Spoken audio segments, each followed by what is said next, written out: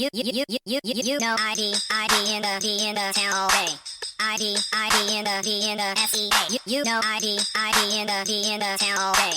ID in the SEA.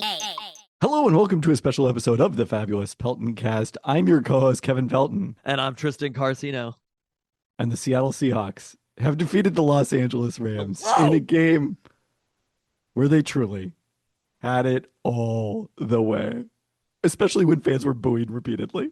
No, fans were not booing repeatedly. It is definitely exaggerated how many. That's what it sounded like on TV. I was there and there was not booing repeated. I saw you make that comment about fans booing, and I was like, that wasn't. Maybe there was like a small amount of boos, but okay. It was there. I defer to you. There was some angst, but it wasn't like the team was like being booed that much or whatever. I'm not making it to be that it was the Philadelphia Eagles. Nobody booed Santa Claus here. This is the type of game that the Seahawks needed to have to round out this season and make us love this fucking team. We saw the darkness for the first time all year. We didn't see the darkness. We were engulfed in the darkness. That it was like we were trying to find the master sword. Like we had to intuit the entire way out of the darkness. And I will tell you how much darkness we saw. The dude next to me left. I was wondering about that. So for a variety of complex reasons, I was is a passenger driving by Lewin Field late in this game while watching it on my phone. And it looked like there were a lot of empty seats up there. There definitely were some empty seats. There was a Rams fan in front of us, the most annoying motherfucker I've ever met in my entire life. But not even just for being a Rams fan, just an annoying person. And the guy next to us left and they like fist bumped each other or whatever. And he was fist bumping me. I was like, I'm not leaving. I was like, if you're leaving, that's fine. But we're not going anywhere. My ass is sitting down right here because unlike you who said, quote unquote, the game is over. Others of us understand that the sport of football does not end with 10 minutes left in the fourth quarter. There's some of us can think about how much football happened after you declared the game over. Much football, a truly shocking amount of football. That game took so long to play. An incredible amount of football. And in that time period, do you know how many possessions there were? Sparing few drives, the defense figured it out. But there were 10 possessions after the Sam Darnold interception at the goal line. After you declared the game over. There were 10 possessions. This is what I tried to tell you this week one. What did I try to tell you? I was like, college games, they could get decided in the first quarter. Football games NFL games do not get decided until the fourth quarter, especially with these new rules. In the fourth quarter, midway through the fourth quarter. But somehow these two teams packed. It's like you don't even know the witching hour exists. Somehow these teams packed 8. What the Seahawks did tonight was unprecedented. Have you seen NFL history? Giants games? Was it unprecedented in NFL history? No. Yes. To come back from 16 down with that much time left? No team had ever converted. Well, no, but no team had ever converted 3 2-point conversions within that span in NFL history. No team had ever won on a walk-off and a 2-point conversion, which is obviously you couldn't do that until this season. That no team has done it though. We were the first. Yeah. Wow. Have you not been scrolling the timeline? Eric Saubert was the first ever player to have done this. Definitely knew when I saw that catch that it was him and not Nick Callerup. 100%. You didn't know that? No, I did not. I don't really. Saubert's not catching a lot of passes. I don't remember what his number is that well. Looks like you don't know ball. But after all of this, we can't all be Macaulay Culkin. The entire game, as it happened, the only thing that I could say about it is Sean McVay, retire, bitch! If I wanted to say that one, but I'm sorry. I'm shocked it was Sean McVay. Okay. One more thing that I have to say, which I feel even deeper to my core. This person left the University of Washington, right? Which already should have made me hate him. And I didn't. I didn't hate him. I felt nothing until today. When he has yesterday, actually. No wide receiver is safe from being the number one villain on the timeline. Every wide receiver is in play except for Jackson Smith and Jigba and Jake Bobo somehow. But Puka Nacua, retire, bitch! Woo! What a freaking win. Oh my God. Shutting that team up and beating Sean McVay after all of that. They were so fucking cocky in this game. And to have them lose it, you know that they were feeling good about themselves. Like, let's not go sucking each other's dicks just yet. That is what Sean McVay was doing in that game, and I know it. And so to have come back and won this game with how cocky they were, oh, it feels good. Your good offense beats good defense every time. Not so fast, my friend. The other thing that reared its ugly head here, which people probably aren't talking about, maybe not happening every time. You said every time, but you said the game is over, and you made a blanket statement about good offense beating good defense every time. Learn football. Did not say every time. Other thing that reared its ugly head here, which people aren't necessarily going to bring up because it didn't matter in the end. Do you know what I'm going to say? I mean, I thought you were going to say special teams, but that did end up mattering in the end quite a bit. Well, that mattered in the end. And that's where the Seahawks have been way better than the Rams in general, right? And this game was won because of special teams, if we're being honest with ourselves. But we are, yeah. Fourth downs, there's good Sean McVay. There's woke Sean McVay on fourth downs. However, what reared its ugly head was evil Sean McVay. The darkness crept in where he was like, I should kick the field goal, Sean. Settle for the points. This is going to be a game where you're only going to need to score 6 points in it. Those 2 field goals in the first quarter that they kicked, one in the second. Okay, that's a fair point. Where I was like, literally, I was shocked. I was like, you're going for it on 4th and 2 from like the 38, and you're kicking a field goal? The fear is deep within you, Sean McVay. You can fake it. You can hide it. You can do whatever you want.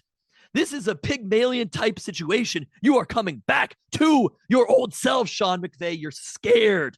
You're scared of playing the sport of football. And you know who is not scared of playing the sport of football? Mike Macdonald? Mike Macdonald, somehow, some way, he rolled those dice with that 2-point conversion to win the game. I assumed it was understood that was what was happening. But we're having that conversation right then where I'm like, a tie doesn't really do us much good. It does you good. It does not help you win the division. Kayleen says,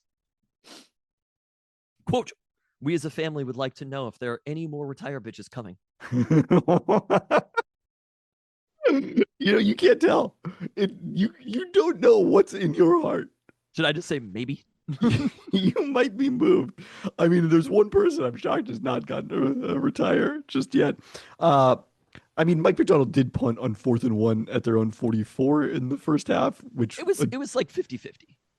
No, I think that was a stronger one than. Did you know when they were coming down on that drive in overtime? Were you like, they're going for 2 here? Yes, because I went through that logic of not that a tie doesn't help them, but they need what I was thinking. Even going back to the end of regulation, and because I was watching this on my phone, I wasn't listening to the sound. It was all my own analysis. I was doing a one person dunked on clutch calls. That the Rams are okay with a tie.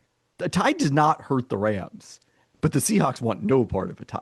So I totally agree. It did make sense to me that the Seahawks were going to go for 2. It was my expectation all along. I did have there was a flicker of a thought of maybe after they called the timeout and didn't like the look the first time, maybe they go conservative and kick the field goal and hope to get the stop and then win it with a field goal at the end of the game. But that was the right play. So the other thing is there was a lot of consternation in the building about Sam Darnold. And Chris said earlier, it wasn't just in the building. It was on social media. It was on the broadcast. There was all of Seattle, Washington, maybe stretching even to Montana. People who don't even know what football is were somehow consternated. About Sam Chris said it at the beginning of the game where it was like, in the last game, if they would have only committed 3 turnovers instead of 4, then they would have won. And guess what? 3 turnovers is what got it done for the Seahawks in this one. Not quite 4. They needed 1 less turnover to get the win. So, but the consternation about Sam Darnold, what he did on that drive in overtime was Sam Darnold took the whole tri-state area from Washington to Idaho, put it on his back. Even Alaska, British Columbia. In that situation, there was nobody else in the entire world who I wanted as my quarterback than Sam Darnold. The pass that he dropped into JSN on the sideline, even the first pass, the pass that he dropped into Cooper Kupp on the sideline, a beautiful ball. Then the touchdown pass threaded into JSN and the 2-point conversion to Salbert. It was clinical from Sam Darnold. He got the ball out when he needed to get the ball out. He was moving around in the pocket. It was a brilliant drive from him. And so Minnesota Vikings fans, they were waiting. They were just like, oh, just wait, just watch. This is what happens. And I'll tell you what happens. The Seahawks beat the Rams and are in line for the number 1 seed in the NFC. I don't think the Minnesota Vikings fans are saying anything to anyone now. Across the world, everybody was, the takesters were getting ready. I agree that they were getting ready for those takes tomorrow. They were getting ready. They had them done. They weren't cooking. They were out of the oven. They were cooling. And then they had to be thrown out because Sam Darnold put them in the trash with his performance over the remaining 18 minutes of the game throughout the 3-and-out that they had at the end of regulation. I think it's actually better for Sam Darnold that it happened this way. Like if they had played like just a comfortable win over the Rams, people would have been able to say, okay, well, that wasn't the same as, the pressure of facing a crucial drive against the Rams. Like they didn't need it from Sam Darnold. Well, they fucking needed it from Sam Darnold in this game, and he delivered. Yeah, he did. And I have to take back my Seahawks only have one above average skill position player, because let me tell you, Ken Walker III today was pretty amazing. And I'm willing to, both Rashid Shaheed. Rashid Shaheed, yes. Had no catches in this game, but somehow still the 31-yard run in addition to the punt return touchdown. And Cooper Kupp, despite looking for moments like a double agent in this game, came up huge with that reception in overtime. It was awesome. No, I'm sure the person who's probably the most happy of us all this is Cooper Kupp to get that victory over the Rams and to have had I think it's still Sam Darnold. I don't know. I think it cuts a little deeper for Cooper Kupp against his former team. And these teams hate each other too. It really is like, it's funny that the Niners are just lingering, that the Niners are lingering record-wise, and it's basically like these two heavyweights going at it, and they happen to be there. But I think the Rams and the 49ers definitely do not like each other either. Maybe they don't either, but this is like, wow, it does feel fought a lot on the field. It feels a lot like we deserve a third Rams Seahawks game. And what tonight did was increase the chances, though not entirely, not guarantee, increase the chances that that third game would be played at Lumen Field in the elements where, Harrison Mevis just can't figure out the swirling winds of Lumen Field quite like Jason Myers can. Jason Myers really wasn't needed too much tonight, fortunately. Yeah, but we've seen Jason Myers. We know what he can do. He didn't kick any field goals, right? Yeah, he did not. No, they did not attempt a field goal after all the consternation. Last week, oops, all field goals. This week, oops, all touchdowns. This is one of my overarching takeaways. Like so much, including and really 2-point conversions. Yes, so much in your analysis was predicated on what happened when the Seahawks played the Rams the last time around, and like the scores of the game in terms of the point differential ended up very similar, and the turnover differentials. These games bore zero relationship to each other whatsoever. They were not two different games. They were two different sports that the teams played in those games. I think that is true, but what I will also say is the similarities that they had were they looked different score-wise than they did stats-wise. And to come back at the end of this game and say that each of these teams had the exact same yards per play, right? That the Rams truly bonkers. Were able to gain 581 yards. And the Seahawks had the same yards per play in this one. And it was kind of the same in that last one, which was the Seahawks offense. They scored 38 points in this game, and the offense scored 31 points. So they did a pretty good job. But the difference really was what I was talking about McVay, right? Like if those plays are touchdowns, it's game over early on. I don't think that's the difference, because you would expect that the odds are they would come away with, I guess they'd come away with 7 instead of 6, and that would, in the long term, have made the game a 3-possession game instead of a 2-possession game. I think that's looking a little too micro at it. I think the takeaway is that for a second consecutive game, like, we tend to think about everything through a Seahawks lens, and there's been, to use our favorite word of this podcast, so much consternation about their difficulty running the ball to seal victories this season. Well, if you're a Los Angeles Rams fan, this is one of the most devastating losses you can possibly suffer. And if there were Los Angeles Rams fans, again, yes. Macaulay Culkin, he's there. He's Okay. real. He's out there standing Puna Ford. We love it. For a second consecutive game against the Seahawks, they were completely unable to move the ball with the lead in the fourth quarter. Three consecutive 3-and-outs and like short 3-and-outs that, did nothing to accomplish any of the goals that they were trying to do at that point in the game. The Mike McDonald defense only works against the Rams when the team is trailing in the fourth quarter. Got him right where we want him. I mean, I'd rather it be that than not, I suppose. Certainly the touchdown in overtime was quite impressive. How much that had to do with the Seahawks secondary impressive. I'm going to give that it was fine. The Seahawks secondary was quite depleted by that after point. Matthew Stafford tried to throw 2 interceptions. So that's fair. He went out of his way to try to throw 2 interceptions at that point. Didn't end up with either, but they left them out there on the table. What was Puka Nacua mad about the refs? I truly, I'm just like, what call don't you think you got in this game? I mean, I guess one thing they legitimately could complain about was the ineligible player downfield on the first fourth down and goal attempt on their opening drive. Ineligible downfield. So what the rules analyst Terry McCauley explained on the broadcast is that should not have been, or that was the second drive. That should not have been called ineligible downfield because the right guard who was downfield was engaged blocking with a defensive lineman on the play, and that's why they ended up downfield. Okay. It wasn't like they were. I'm just gonna say I don't think Puka Nacua was talking about that one. My sense, based on the limited clips I've seen from Puka Nacua's interview, is that he may not be a deep student of the rules of football. He absolutely fucking sucks in every way, except for football, maybe.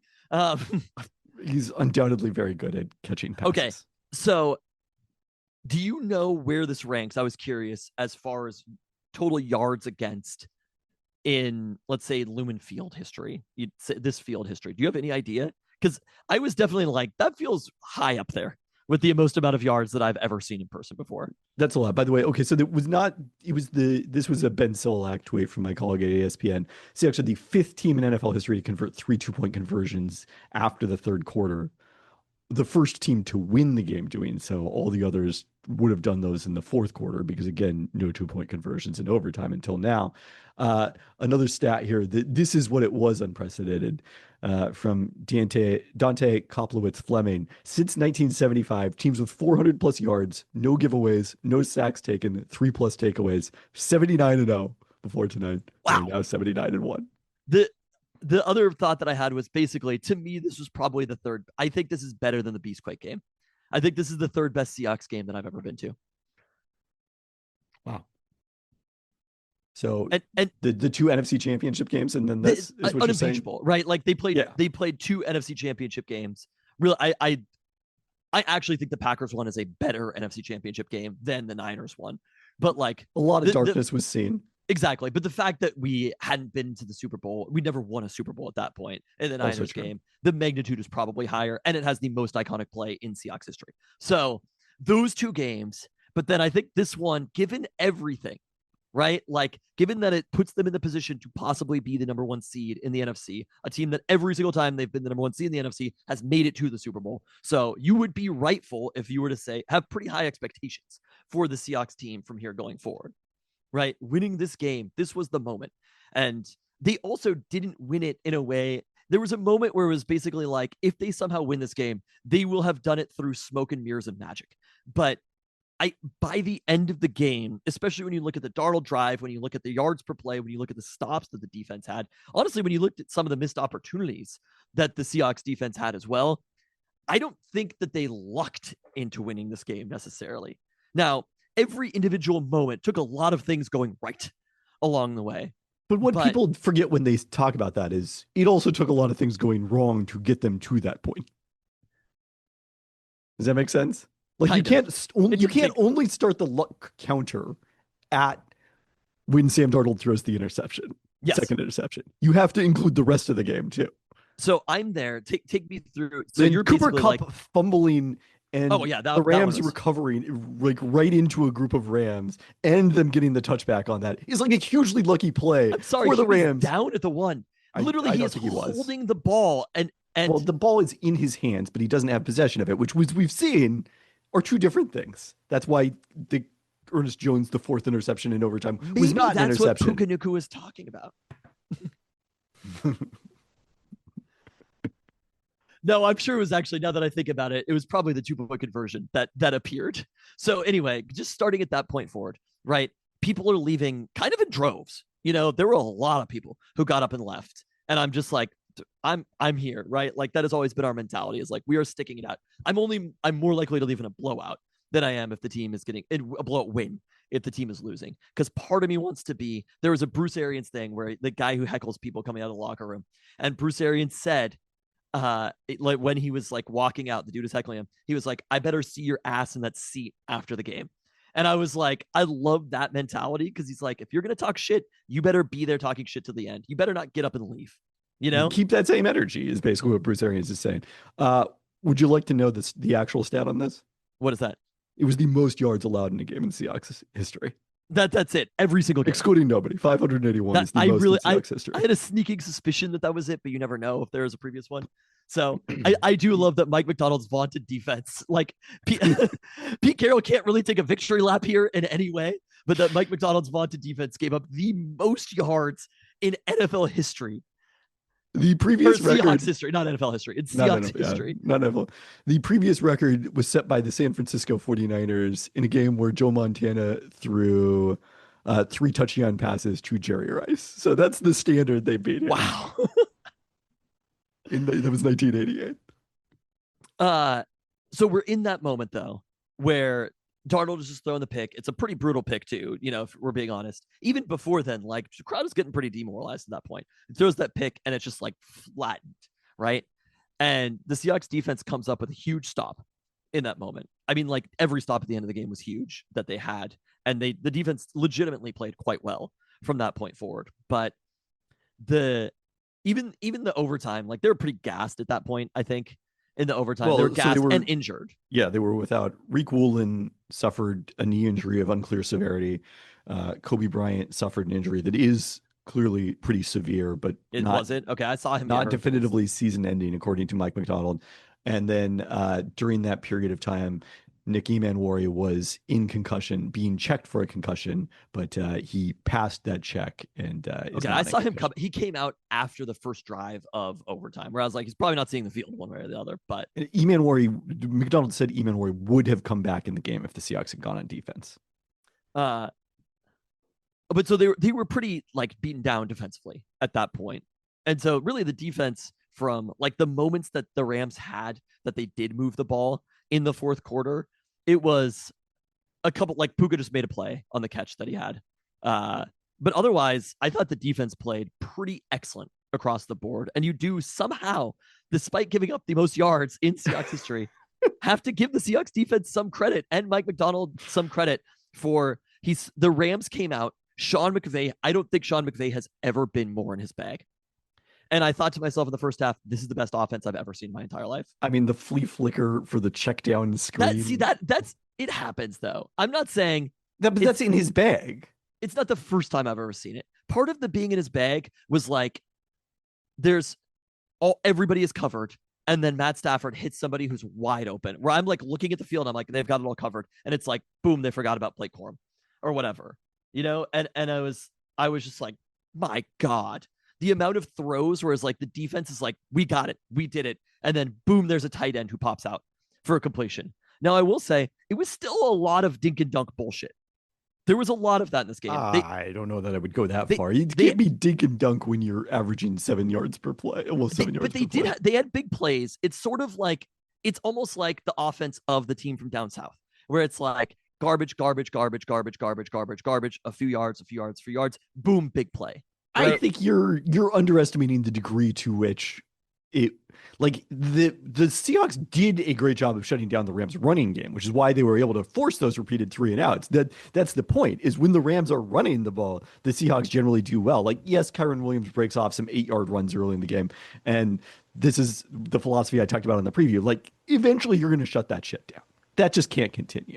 But their average completion in this game went for over 15 yards. So no, I do not accept that it was dink and dunk in passing. 20 incompletions. It's not like his I completion agree, percentage. that's a lot of incompletions. Their average target to Puka Nacua covered about 15 yards. I mean, they probably should have thrown to him even more. And also, when looking at the names of these people who caught passes, I'm like, have I heard of almost any of these people? Xavier Smith just coming out and throwing up the X as a celebration. It was good because it was a reminder that that is his name. If you would have told me like Kanata Mumpfield caught a pass in this game, I'm like certain that's Tutu Atwell. Yeah, somebody named David. Like they are really throwing the ball. This was my argument to you about the talent, right? Like these are because Devontae Adams is out, and also Tyler Higbee was not able to get off IR. I mean, that's a pretty important player. But obviously, the Seahawks did it offensively without Charles Cross, an injury that could have loomed much larger than it did. You do like if you had to trade, you would trade us having Charles Cross and then having Devontae Adams. Because they still were able to do the Devontae Adams things. I don't think there was almost anything that like. Well, you talked about them settling for field goals on those 2 early drives. I don't know. They still had the touchdown on some Devontae Adams plays, though. Okay. Well, I'm just saying. Also, they gained the most yards the Seahawks have ever allowed in their franchise history. Well, exactly. Yeah. Like I don't know. I think their offense did fine. That's what I'm saying. I think they were fine without Devontae Adams, and the Seahawks might have been a little bit better, but. Also, Ken Walker having that 11 for 100, basically keeping single-handedly with the 2 scoring plays, right? The first 2 touchdowns were just Ken Walker on his own, right? And it almost felt like the Huskies in the game against Washington, somehow, where it was like, Adam Muhammad is amazing. May he rest in peace. Like, Adam Muhammad is amazing. Why is he not getting the ball more? And every time they ran it with Charbonnet, I was like, I don't agree with that. Because Charbonnet is providing you a different style. But there were some like 1st and 10 runs where I was like, that should have been a Ken Walker run. Like, could Ken Walker III have gotten more than 11 carries in this game? Without question. But let's take away. They had to throw the ball a lot, and they just didn't run that many plays overall. But it's a little shocking to me to see that Ken Walker, considering the game that he had, which granted, I mean, 164 total yards was awesome. I love that they got him involved in the pass game too. They ran a successful screen. I mean, that was maybe the biggest upset of the entire night. And it was beautiful. I mean, a couple of those plays, I was a little bit frustrated. To see Gray Zabel that far downfield blocking on that screen, ooh, buddy. There were a couple. I want to go back. This is like the kind of game that I just want to go watch on TV to see exactly how stuff developed, because there were a lot of big plays that I was just like, whoa, how did that happen? Right? Like the deep ball that the Rams hit on a 3rd and 9, I want to say. Yeah, it was just a blown coverage. Okay, it wasn't even anything was like drawn up right. They just got lucky. I mean, I'm sure that they did something to help create some confusion against the Seahawks out of the Seahawks secondary, but it wasn't. It should have been covered, and I think that Mike McDonald would tell you that was on them. And it was a good play by Stafford to push the ball through the wind to complete that pass, but it was primarily on the Seahawks secondary. I was watching Puka completely on that play, solely watching him, and I was like, they covered him pretty well. Because I was just like, this ball's going to Puka here. And then all of a sudden they throw it to a wide open receiver from 60 yards or whatever it was. 48 yards? Was that Xavier Smith? I'm sure that was. Okay. He has a 48-yard long, so I'm guessing that was Xavier Smith. But then, so they get the stop, right? After the interception. They get the stop, and I'm just like, take this to the house, Rashid. And you can kind of feel it. I said it to Chris, and I was like, we're either going to have good field position, or he's returning this. And then he does that. And Rashid Shaheed, really, like, I don't know, game ball or whatever. Like, a lot of players did a lot of amazing stuff after that. Rashid Shaheed saved this game for the Seahawks. I mean, and with the 31-yard run on the next possession. Right after that, where they wanted nothing to do with him when they punted it the next time. And the Seahawks were like, fuck you, we're going to get the ball to Rashid anyway. They're already so scared of him on kickoff returns. Yeah. No, I thought it was great. I mean, I would love for them to have gotten the ball to him, more than one target in the game. But like they found the ways to get the ball to JSN when they had to. They had the drive at the end of the game. And then also literally the craziest thing I've ever seen in my entire life. So I'm at home. Were you at home when this happened? That the Seahawks, out of thin air, found 2 points? No. You were in the car, so you had no idea what was going on then. I figured it out from the context. Again, in my one man Nate Duncan's clutch, or in my personal Nate Duncan's clutch calls. Crazy to have been in that situation, because I'm there. Because like when they were reviewing it, like at one point I was like, okay, I see that it looks like they're showing that this is traveling backwards. Who recovered it? And then they show Charbonnet just casually picking it up, not even like diving for it. The other game ball to Sharp to just grab the ball. Play. Incredible. It is unlike anything I've ever seen in my entire life. That to have been at that point, and especially being there when the context you have is so little, right? Right. Like they just missed the 2-point conversion. They're getting set to kick off, and then the ref is like, the previous play is under review, and I'm like, what? And we're kind of like, what could it possibly be under review for? They show the replay, and it was hard to see at the stadium whether it was forward or backwards. About, I mean, Amazon does a great job with their replays, but like the angle, I mean, it wasn't like way backwards, but it was pretty clear that Darnold's hand was, it was like at the 5-yard marker, whether that's the 5 or the 10 or wherever he was. And then you can see that the ball contacts, was that Jared Verse's helmet? I don't know, the defensive players who it hits, you can see that he is beyond that yard marker. So, I mean, obviously it took him a while to definitively say that, but it was clear that there was a chance of it right away. My gut told me that they probably wouldn't review it unless, in this situation, unless there was a pretty good chance that it was the right call. I wonder who is even initiating that, right? Like, is New York coming in and being like, hey, let's take a closer look at that? Or is somebody from the Seahawks side? What's the booth would initiate that review, I think. And they're just, I mean, I'm impressed. New York could assist with it, but I mean, it would be, to me, it would be kind of fascinating to play the game out if they don't have that 2-point conversion, because they're obviously playing it wildly different, that possession that they had where they went 3 and out before the missed. I mean, there were just so many possessions after that. All sorts of scenarios like that I ran through in my head, where like when the Rams missed the field goal, right? Yeah. Had they made it, had Mevis made it, and they had, a 4-down drive the entire way. Harrison Mevis. Okay. Had you ever heard of Harrison Mevis before this? I had. I mean, he did kick against the Seahawks. Don't recall him at all. But I was like, if he makes that field goal, I do think that the Seahawks offense looks a little bit different here. Obviously, it looks wildly different. I don't know if we end up with the same outcome, but it's plausible that the Seahawks would have just won it in regulation in that scenario, or would have just forced overtime. There's a chance that they would have just lost. So the kick the tying field goal, Rams come down and make a second field goal. This ended up not mattering again, but the timing for when Mike McDonald used his timeouts at the end of the game, I was like, I still was a little surprised he did it on which side of the 2-minute warning, where I was like, you're only saving 15 seconds here. But knowing that he has the clock management person, I was like, I guess I probably do trust this person, because it's literally all they think about. So the upside for that is you potentially get the ball back with the 2-minute warning left, as they did. Now, whether you necessarily want that. But the reason they missed the field goal, and the reason that they ran the run play on first down to Sharp, which is a 2-yard gain, to get to the 2-minute warning. They wasted a play, basically. I mean, they probably also thought, that was a Pete Carroll special. Okay, so that was the type of play where I was like, this is a Ken Walker run. Fair. But Zach Charbonnet is the passing running back, so Ken Walker being in the game there might have been a tell that you were running in. I mean, I suppose. They got 2 yards. Like, Sharp ran for 3.6 yards per carry overall. It's just like the way it played out. It's the dynamic kickoff, I think, is a lot of this, and the improved field goal kicking. It's just completely changed the end game scenarios, because teams are now so scared of it that they're also playing, even though they're more aggressive for like 55 minutes, they're way more aggressive now. And now in the final 5 minutes, because of these factors, I think they're actually much more conservative, because they're trying to not give their opponent the last possession. You have to get to the end of the game. And Sam Schwartzstein had this analysis. We talked about it before.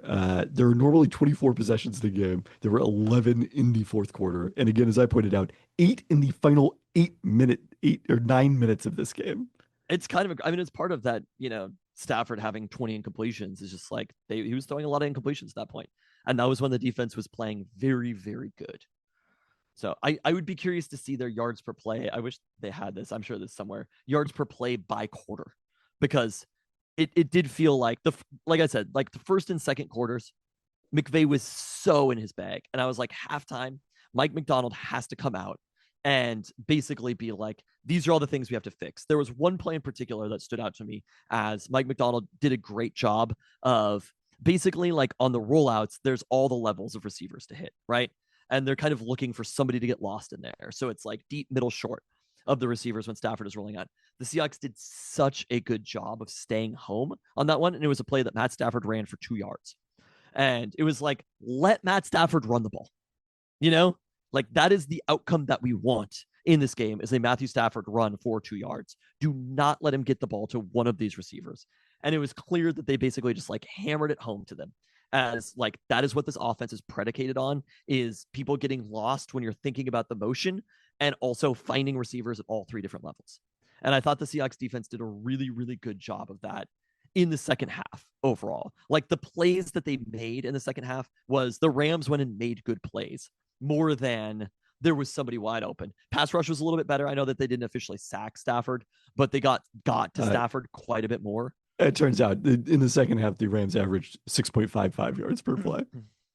So it was basically identical. I don't know. I don't have a third and fourth quarter split readily available, but yeah, I'm thinking it was the fourth quarter. I mean, well, yeah, I mean, obviously in the fourth quarter, they were not as efficient. And that was the time that I think it was probably the third quarter, but it was almost like the game got kind of demoralizing. Well, it was the picks, right? Like the pick that basically was a pick 6, and then the other one, and those were the long pass that Puka had. And it was kind of like, that's how this thing got demoralizing. But I still felt like, I was like, we're not playing that badly here. But there was a moment where I was like, the Rams are clearly a better team. And then I left that game and it was basically like, the Rams might be a better team. I'm not going to lie. Like, they gained 581 yards against Mike McDonald's defense. It was an impressive feat. But the fact is, the Seahawks had the exact same yards per play against them. Their defense is also a little faulty when you're able to exploit it. And if Sam Darnold, if you have 0 turnovers, it looks like a very different game. So, but finding those 2 points to me was like, that was the craziest thing I've ever seen in my entire life. In that scenario, I didn't consider it. It wasn't like a thing that could happen. And all of a sudden for them to come back, I think it was probably the most that I've ever celebrated. Because you know those moments, right? When something goes wrong and you're like, just please let there be a flag, or please let something crazy have happened, you know, where you're like, please let me be bailed out as a football team of this situation. You know, let there be a flag on the field. Let him actually have caught the ball. Or like they looked and it was like, whoa, it tipped off somebody and he actually caught it, but we didn't notice. And this was kind of one of those moments. I mean, that's what sports are kind of all about. Like, yes, it's fun to blow out a team, but the time where you hope for something to happen and it does happen, like that's what resonates. That's why seeing the darkness is so important. I'm telling you, I just literally, football is the winner. the winner tonight is football. Do you remember when what was it? 12 days ago, you were not that invested in the Seattle Seahawks. This is what I needed, though. That's what I'm telling you. I needed to be tethered to the team in this way. We had to go see them win a game like this to be excited about them. And now I am so in on the Seahawks right now because of this is what makes you love the teams. Are you ready to very likely experience another, not at home, but another game of similar magnitude in 18 days? Oh, I cannot wait. I cannot wait. So the other thing that is great about football, 17, I don't know what the math and is. I will say this to people out there who have stopped watching football for various reasons. But in this game, there's Chris and I were sitting there. There's the annoying Rams fan and his uncle, who was a Seahawks fan, in front of us. There's a dude next to me who's from California, flew in for the game, and literally was leaving the next morning. That was it. I happened to be at the Space Needle dropping off Jan to buy a pass there.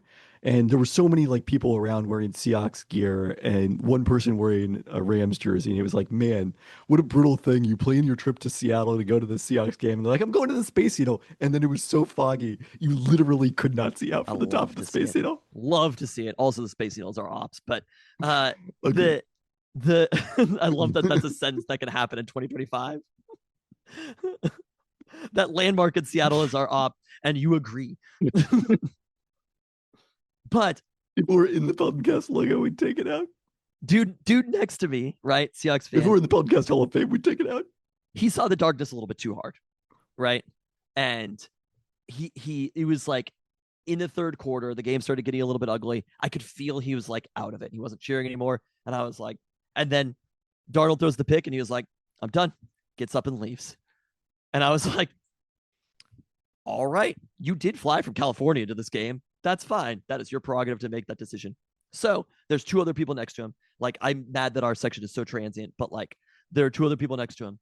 All of a sudden, we're celebrating with those people. We're high-fiving. They might have been Australian, British. Literally, to conclude this game after Eric Saubert, the god, makes the greatest play in Seahawks history. Sam Darnold, best quarterback in the NFL. I am arms around. There is a dude and his girlfriend next to him, and me and Chris. All four of us are embraced in a hug. These people that we had literally not exchanged words with, aside from high fives or like, wow, that was crazy or whatever. All four of us are in the seats, standing up, jumping up and down together, the four of us embracing. And I'm like, that is what football is all about. Because when can you have a moment like that, that out of nowhere, you and these random people who might have been Australian are having like this deep shared experience. And they're like, all right, see you later. Have a good night. We literally, there's not any other situation that I am embraced with other people, my arms around them that I just met, jumping up and down for joy. And then you're just like, all right, have a nice life. That is what football is all about. That's why this was amazing. The attitude at Lumen Field is back. The home field is back. We stood a lot at this game. It was loud. It felt great. And that's why we need home games in the playoffs back at Lumen Field. This can't be the last time I see this team play live. Well, it's likely all going to come down to week 18 against the San Francisco 49ers in Santa Clara. Oh boy, got a tough one in Carolina coming up before that. But can I do an aside here? Yeah. Matthew Stafford played a good game. Matthew Stafford has played a great season and is now a very terrifying quarterback. And I don't like this idea that my like criticism of Stafford is just an overall criticism, as in I'm not like willing to accept that Matthew Stafford is a good quarterback. That is not true. When Stafford is good, I have accepted that Stafford is good. The problem was he was not as good as his reputation for a long period of time, and especially his early years with the Rams. So I don't think it's not like overall hate for Matthew Stafford. It's basically just his play on the field didn't match the level of accolades that he was getting in that situation. This season, I'm terrified of Stafford right now. The way that he's able to drop in some of those passes. I mean, he didn't finish very strong, but like Stafford and Sean McVay are legitimately scary to deal with.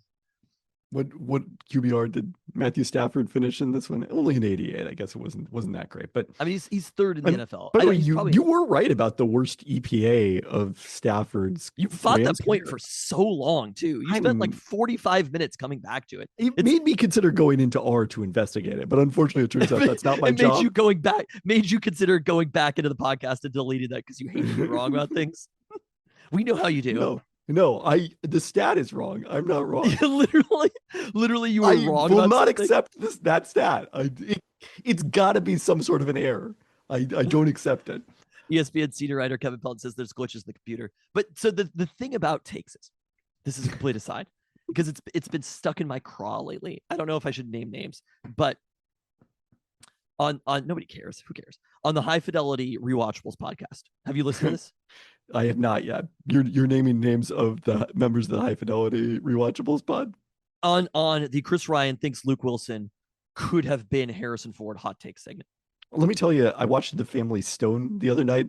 Luke Wilson crushes it in that movie. Oh, 10 out of 10. The reason it's named that and why it's a good take is because Luke Wilson could have been Harrison Ford. Like, it's not a crazy take because there's different paths that your career can have and where you end up. This is like the perspective that I always have is people think that something is like more altruistic than it is, when in reality, most of things that happen in our life are situational, like. Yes, you've just explained. I'm thinking of forgetting the term off the top of my head, but there's a whole scientific theory about that. You didn't come up with that. No, I'm not saying that I came up with it, but like there's probably Like there are reasons that Harrison Ford is fundamental attribution error. That's what it's called. Harrison Ford, like Luke Wilson is not like as good looking or as good of an actor as Harrison Ford is. Like there's a reality of, and also never like even the chance of him having the level of iconic parts that Harrison Ford had probably would have happened. But it's not a bad take. And it's a good take because it's like not entirely true, but there are kernels of truth to it. And it makes you think about it, right? And you're like, understand that.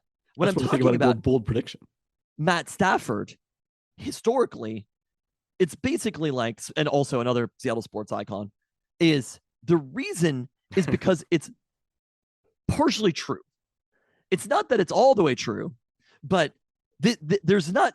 But the way you discuss it is not as if it's partially true. You discuss it. That's what makes it a take. That's right. I suppose. But it's not just being like, okay, so anyway, my argument about Matt Stafford is Matt Stafford wasn't that good. Matt Stafford now is. This is not, I don't have I mean, I do have personal hate for Matt Stafford, but like not as a football player necessarily. For him, it's personal. Well, maybe with much of the Rams offense. But to me, a bad hot take is thing that is good or popular actually is bad with no evidence or anything. And they went nuts for this take that Rob Mahomey gave, which was Smells Like Teen Spirit is bad. And I'm like, this isn't a good take. He just said thing that is good is actually bad. And they're going to rename the award for it. And I'm like, literally, producer Craig comes out right after that. And it was like, my hot take is Jack Black should have been a bigger movie star. And it really was like, I thought about it. I brought up his take about Jack Black to Chris today as we were walking in the stadium. It's also in the same vein as the Harrison Ford, Luke Wilson take. Well, the reason it's a good take is because Jack Black is probably the most marketable movie star there is right now, but he's become a movie star for children's movies. He never had like just you wait until Anaconda, sir. I think that's also a children's movie. I think they aged down the Anaconda a little bit. Maybe not children's movie, but it's like I think they made it like a fun adventure for the whole family. Perhaps. Every time I see a trailer for that, I'm like, if you could just edit out all the scenes with the snakes, and just make it a hangout movie, I would watch that. I would love that. But no, so the argument is Jack Black was so good in High Fidelity and so good in the 90s, but he never, like, it was like School of Rock, yes, but also still probably a kid's movie. He never had like a big grown-up adult like Adam Sandler. And Adam Sandler's kind of fridge because it's also kind of kids, but he bridged that gap. The Truman Show. Yeah, something like that. But he never had like a big like movie star performance in his prime for adults, especially, like in the same way that, and I'm like, honestly, like until he became the like Bowser guy and the Minecraft guy, like it's a different tier of fame, which granted is an incredible tier of fame. And producer Craig said that, and I was like, it's crazy to think that Jack Black probably should have been more famous, or at least a bigger movie star. But I was like, honestly, I think that's true. That is a good hot take. And it was completely basically just like, oh yeah, whatever. Smells Like Teen Spirit.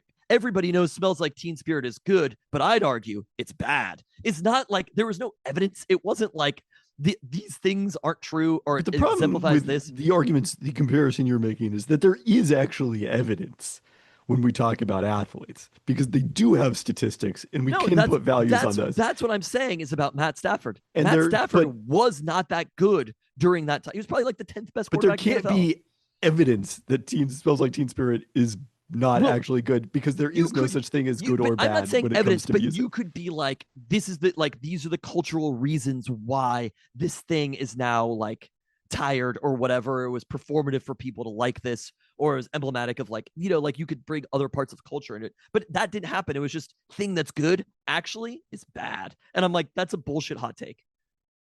I suppose there are different types of hot takes, but it's not like that is not a, like, you understand what I'm saying, right? Rob's not a professional takesman like you. No, but you are. They sold it very well on the podcast. And I was like, come on, people, this is a stupid hot take. You would do terribly on the low post. I hate to break it to you. Hold on. What am I holding on for? I mean, well, everyone knows, to bring it back to a different Wilson brother. Well, everyone knows Custer died at Little Bighorn. What this book presupposes is maybe he didn't. That's like, It's literally that thing that he said is used to like describe a person who is a bullshit person in this film. Do you understand? Yes. It's like, that's literally the take. It's like, everybody knows that Smells Like Teen Spirit is good. What this book presupposes is maybe it sucks. Right? It drove me crazy. It's stuck in my craw for like 2 days, and I've been angry about it. I like Rob Mahoney. It's that Rob Mahoney is great on the podcast. It's just that particular, like them being like, whoa. I'm like, he didn't say a thing. The hotter take was that Bill Simmons said that Billy Corgan should have been in the movie instead of Bruce Springsteen. Well, no.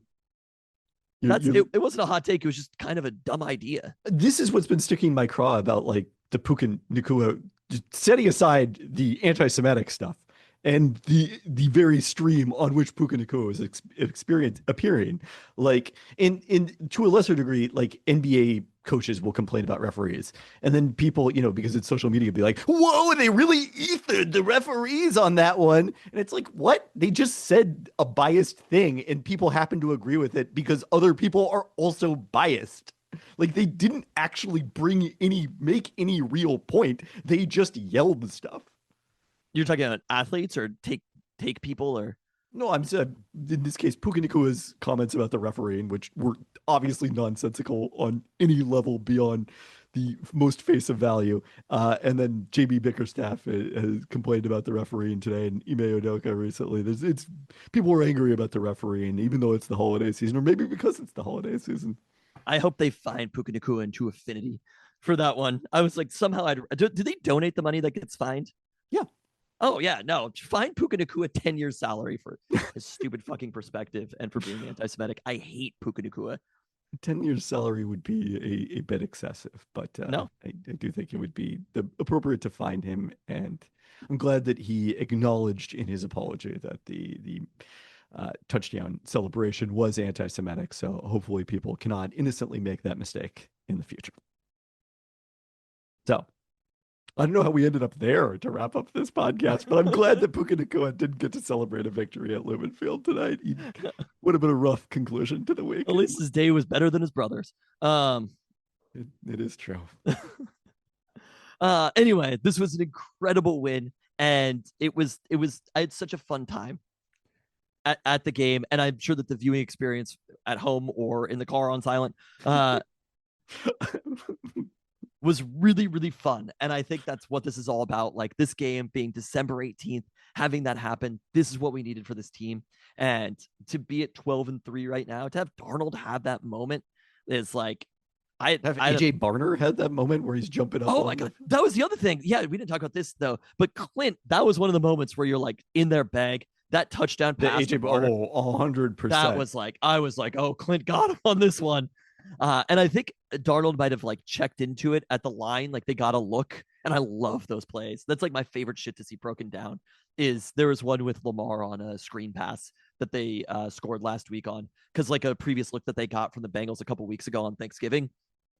And it was like they check into it, they see the look, Lamar sees the look. I'm like, this shit is like high level stuff that players are dealing with. The amount that you have to like read the defense, know the situation, be like, here's exactly what we're going to check into, go to that play. And that one where it's like to get Barner open, to have the arm strength to make that throw coming across his body and to hit AJ Barner there, that was awesome.